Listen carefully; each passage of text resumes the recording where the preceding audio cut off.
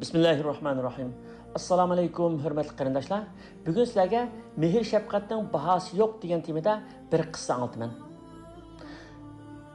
Yevropaning qahratan qish kunlarining birida qo'lida tatliq turumlarni ko'tarib olgan 10 yoshlik bir bola ma'lum bir oila qo'rusining eshigini qiqib turib, aylanib ketdi va yerga yiqildi. Eshikni ochgan ayol balani ko'ribla uyiga akirdi va sapaning ustida yotqizib dam oldirdi. Bir azdan keyin bala hushiga kelib, o'ng mangzidagi mengi bor bir ayolni ko'ribla uni onasiga o'xshatib, "Ana" deb soladi. Ondan ayol uningga bir istikan qatiq sunudi.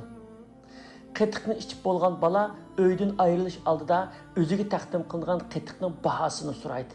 Chunki u bala kichigidan setib o'rgangan va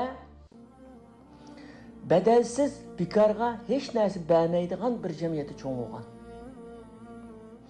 Ayol kulib turib, "Chiqavergin o'g'lim, mehr shafqatning bahosi yo'q" deydi. Aslida bu bola dadasidan kichik qolgan va nihoyat kambag'allikda cho'ng bo'lgan. Onasi uyda pishirib bergan tatliq turumlarni ko'chalarda, oila quruqlarda setib yurib, turmushini qamdaydi. U kuni tatliq turumlarini sotolmagan, qattiq sovuq va ochliq dardidan bola aylanib ketib yiqilgan. Keyincha bu bala meditsinada o'qib doktor bo'ladi. Necha 10 yillardan keyin tez qutqizish kerak bo'lgan bir bemor uning doktorxonasiga tezlikda elib kelinadi.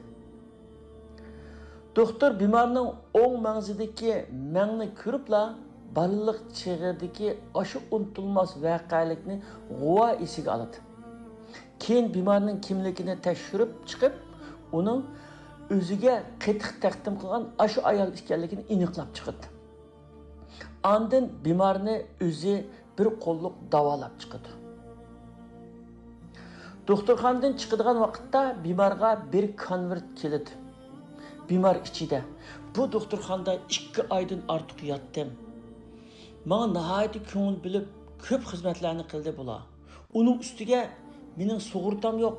Endi qancha pul chiqqando?" degan andishi bilan konvertni asta ochdi.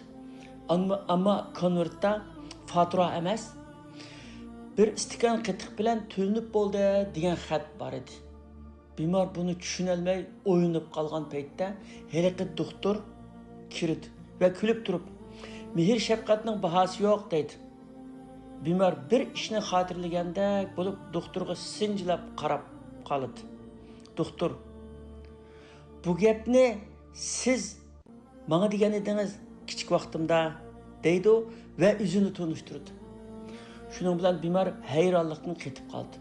30 yil burun Yevropaning qahratan qish kunlarida tatliq turum setib yurgan kambag'al bola endilikda cho'ng bir doktorxonaning xo'jayini bo'lib qolgan edi. Alloh taolo bandalariga u qadar shafqatlik va mehribonki, yetimlik, yo'qsullik ko'rinishda yomon ish. Uni hech kim xohlamaydi. Ammo katta natija qozongan, cho'ng boylarga aylangan mashhur shaxslarning mutlaq ko'p sonligi yo yetim yo kambag'al oiladan chiqqan. Dunyoga tanilgan mashhurlarning hech qaysisi o'rdidan yoki yumshoq to'shaklardan chiqqan emas. Xuddi inna ma'al usri yusran. Haqiqatan har bir mushkullik bilan chuqur bir o'ng'aylik bor degan oyat ko'rsatgandek, jafodan keyin chuqur o'ng'aylik keladi. Hamma odam farzandlarini deb jafo tortadi. Hammamiz farzandlarim jafo tortmasin, rohat ko'rsin deb ishlaymiz va barliq jafolarni o'zimiz tortishga rozi bo'lamiz. Ammo shundoq bir haqiqat borki, ajdodlarimiz jafosiz halovat yo'q degandek, jafo rohatni, rohat jafoni yaratadi.